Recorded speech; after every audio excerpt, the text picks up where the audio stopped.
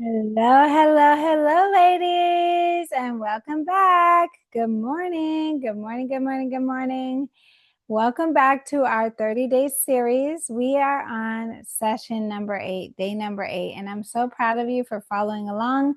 For those of you who are new to our channel, those of you who are new to our sales series, that is helping us to develop our mindsets, helping us to develop ourselves as individuals, I want you to do me a favor.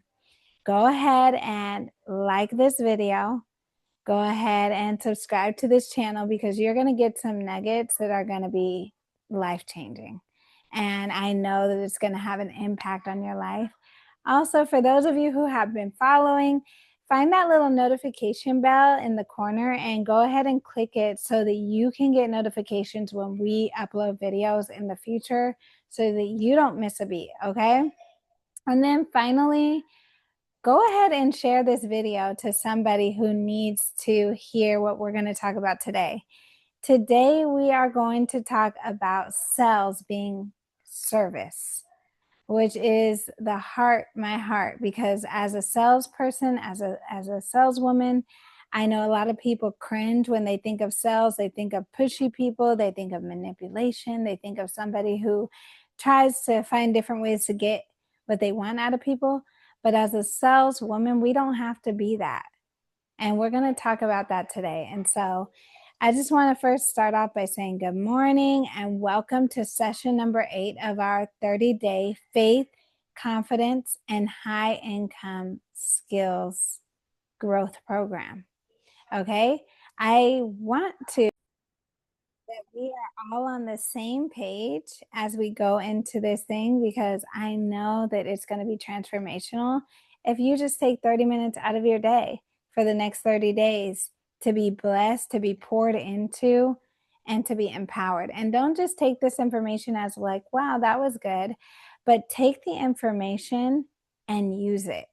Put it to work in your life. I'm giving you action items every day of things that you can do with the information that I'm giving you. So we are officially entering into the second week. We're on day 8. So if you've been following along with us, we're on day 8. We have finished 1 week and 1 week of transformation, 1 week of making changes. Imagine what will happen by day 30. Now, we're talking about this whole week, we're going to be talking about sales foundations. And remember, you don't have to be in a sales job to benefit from this because we are all salespeople. We all have to do some sort of a sell, and sales is really just leadership and service. Because when we talk to our significant others, when we are just going through life, when we go to those interviews, when we have to do whatever we're doing, we are selling ourselves. We're selling the idea that we have in our mind. And so I want you to start this week with one of the most important mindset shifts that you will ever make if you want to succeed in sales with integrity. Because if you don't understand what sales truly is, you will either avoid it, feel guilty doing it, or do it the way that does not align with your values. So today, we're going to redefine sales. Not pressure, not manipulation, not convincing, but as service. Sales is service. Now let's go ahead and take a look at some scripture. And I'm using the NIV version this time. And we're looking at Philippians chapter 2, verse 4. And it says, not looking to your own interests, but each of you to the interests of the other. Not looking to your own interests, but each of you to the interests of the other. When you look at this verse, you realize something very, very powerful. A life of faith is a life of service.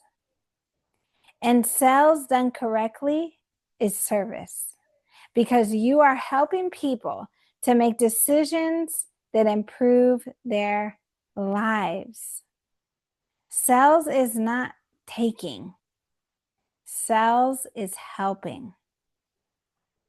Have you ever laid in bed thinking like looking for the thing that you need? Maybe you're scrolling on your phone, you're looking on Amazon, you're looking online trying to find the thing that you need. Well, whoever has it can provide a solution to your problem, and you're not going to be mad at them for that. You're going to be happy. Now, since I've been in banking and finance and investment banking and financial advising for so long, I've had the opportunity to help so many people to develop. And I remember, always believing that I had something to help people and really understanding the idea of wanting to connect what I have to the need, but understanding that I need to do a needs assessment. I need to do a fact finding to understand the needs of my clients. And then when I do, why wouldn't they be grateful that I'm connecting the dots for them? And when I would mentor people, I remember people feeling uncomfortable with the idea of connecting the dots for people. And for example, let's say that you go into the bank. Let's say you're the customer and you go into the bank and you're talking to the banker and you're talking to them and you're like, yeah, you're just talking about your bank accounts. And you didn't know that that bank had a special mortgage program where if you're a client, you get, let's just say, this is just an example. Let's say you get 50% off of your rate. And it's like some crazy great deal. And you're a client there. You've been a client there for a long time, but because the banker doesn't feel comfortable, because they don't want to offend you, they don't want you to feel uncomfortable, they don't tell you. So then you go home and you're at the barbecue with your home girl.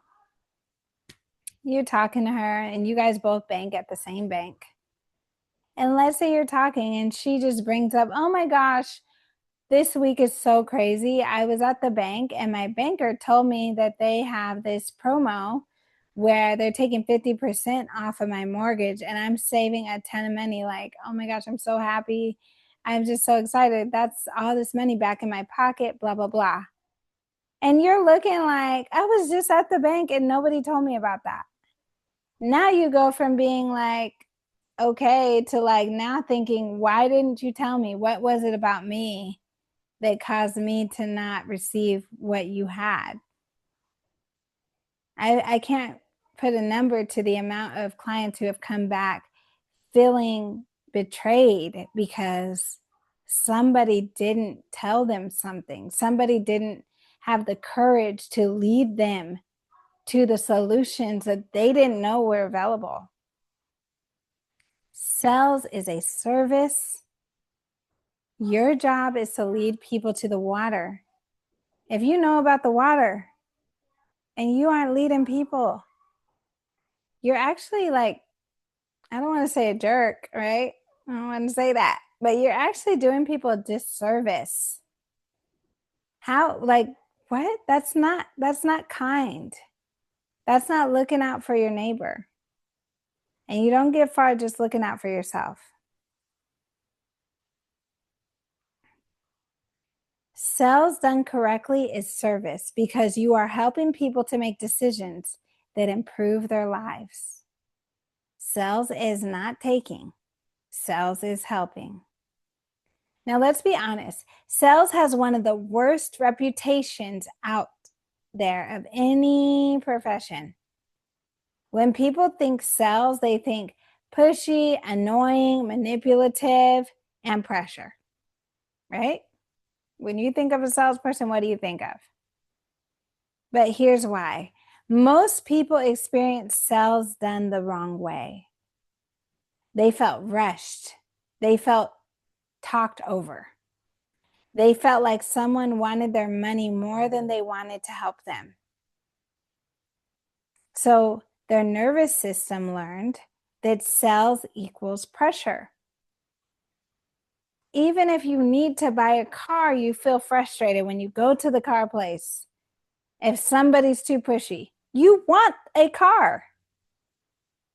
But if they don't do it the right way, it feels bad to the client. The real definition of sales, let me give you what it is, okay? I want you to write this down. Sales is the transfer of belief through trust. Now follow me. I'm going to say it again. Write this down. Sales is the transfer of belief through trust. Not through pressure, but through trust. And here's the truth. People do not buy when they understand your offer. People buy when they feel safe with you. Now, here's a quote by Maya Angelou. People will forget what you said, but they will never forget how you made them feel. So if your presence creates safety, your words create influence. If your presence creates safety, then and only then will your words create influence.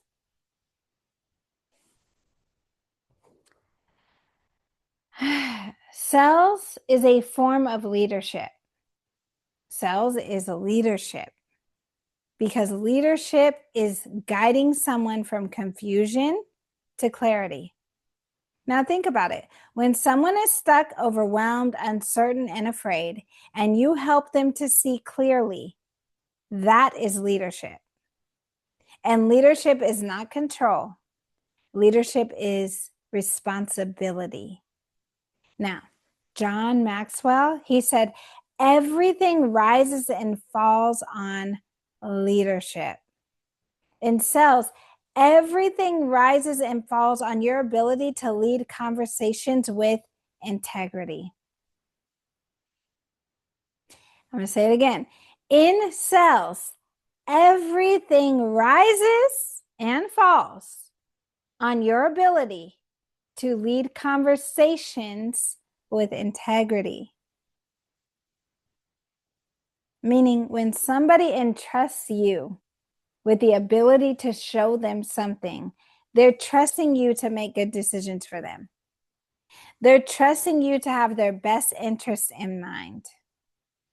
I love the fiduciary duty that we have in the finance industry, because it's not that I just have a duty to show you what's right for you, but I have a duty to put your interests before mine. I have a duty to make sure that I understand what is in the best interest of my client and do that and make sure that I have a situation that works for you and is in your very best interest, checking off certain boxes. When you sit with a client, when you sit with a prospect, you want to create that safety for them so that they know that everything that you're doing is in your power, in your level of knowledge, or whatever you have, whatever tools you're working with. You are going to do the best of your ability for them, not for you. You're going to put them first. And who said that? I think it was Zig Ziglar. He said, you will only succeed by the measure of how you've helped others succeed. I know I've had many mentors as a pastor. And one of the sayings, or I don't know who said this or how this got passed down, but we always say, if you want to have your vision blessed and built, you need to help somebody else build theirs first. You need to be willing to submit yourself. You need to be willing to help others to grow and help others to be successful and help others to see the success that you want to see. And then you will be blessed, because not only will you see success, but you will have that financial blessing. You will have, you'll have love of people. You'll have community. You will be a trusted voice. You will have influence, and influence is power and authority. Why is Jesus still being talked about 2,000 years later, over 2,000 years? Jesus is still being talked about. Yet he died next to two people that we don't even know their names. They died on the cross too. Not four people, but he had influence. He had influence. Now remember, cells is leadership. We are all called to be leaders. And because leadership is guiding someone from confusion to clarity, we want to remember that we are leaders. Think about it. When someone is stuck, overwhelmed, uncertain, and afraid, and you help them to see clearly, that is leadership. And leadership is not control. Leadership is responsibility. Now let's reframe this spiritually. I want you to hear this very clearly. If you believe your product, service, or coaching or offer genuinely helps people, then offer it. If you believe that your product, your coaching service, or your offer genuinely helps people, or the person that you're working with, you're working for, selling for, then offering it is not selfish. It is a service. If you believe that, I never really understood the value of having a fitness coach or having a fitness, what's it called? A person who helps me to work out. Because I'm like, I can just go to the gym and eat better and just do my own thing. Wow, the results I got. Wow, the accountability was amazing. Not only did I look good, I felt good. I was able to reach my goals. I was able to do the things, right? And so if somebody believes in what they're doing, it's no longer trying to get people's money for a service. It is providing something that could be life-changing. Mark chapter 10, verse 45, NIV says, "For even the Son of Man did not come to be served, but to serve." It says, "For even the Son of Man did not come to be served, but to serve." He was the greatest servant. Serving means meeting people's needs, not just doing what you want to do to feel good. And cells done with integrity is simply identifying a need and connecting it with a solution. Cells done with integrity is simply identifying a need and connecting it to a solution. The difference between serving and selling is, let me tell you the difference. Selling the wrong way sounds like, here's what I have. Do you want it? Here's the price. Are you in? Here's the pitch. Let me convince you. Serving sounds like, tell me what you're dealing with. What's the outcome of what you want? What's been holding you back? If this could genuinely help, would you want to move forward? Serving is questions first. Selling the wrong way is talking first. Now, Stephen Covey, he said, seek first to understand, then to be understood. And when you understand people, you can serve people. Let me say that again. Stephen Covey said, seek first to understand, then to be understood. When you understand people, you can serve people. When you understand their needs, Now you can connect those needs to a problem. If you're trying to sell something to somebody and you don't know what their issue is, you don't know how that can actually help them, oh yeah, you're doing the wrong thing. You need to turn around and go back. You need to question, what am I actually doing? What is my motivation here? Because when you enter into sales as a servant, money is not the concern. Money is a residual effect of success, but success comes from helping people. How many people can you help? How many lives can you change? You guys don't know how many people I've had come to me with tears in their eyes because their life was changed. They didn't know that their life was going to be changed the way it was. But when it was, it was. That is success. Now, people do not resist solutions. They resist pressure. They resist being rushed. They resist feeling like they're not in control. And when you serve instead of push, resistance lowers naturally. Okay, Zig Ziglar, he said, you can have everything in life you want if you will just help enough other people get to what they want. That is sales as service. Now, here's what I want you to practice today, okay? In your next conversation, when you go into the office or wherever you're going to go, whether it's in business, sales, or even in life, make this your intention. My job is to understand, not to impress. Ask one more question. Slow down your pace. Focus on clarity. And watch how people respond differently when they feel served instead of sold. Watch how people respond to you differently when they feel served instead of sold. Some of my biggest clients, I served them. I reached out to them before I was even able to talk about what I could do for them. I was like, how can I help? How can I get involved with your foundation?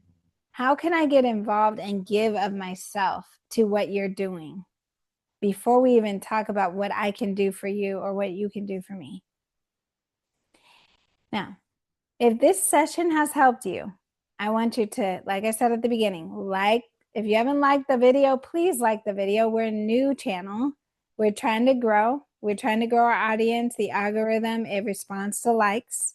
So please like, share, and subscribe. Share with 2 people who you believe could benefit from this type of talk, right? And join us tomorrow in session number 9, where we're going to be talking about a skill that will change everything, which is listening like Jesus listened. And if you feel called to develop a high-paying skill set like high-ticket sales and closing, rooted in faith, character, and integrity, High Performance Sales Academy exists to help people just like you. So I will see you tomorrow. And remember that we say Godspeed because God is at the center and the foundation of every single thing that we do. I'll see you guys on the other side. Bye.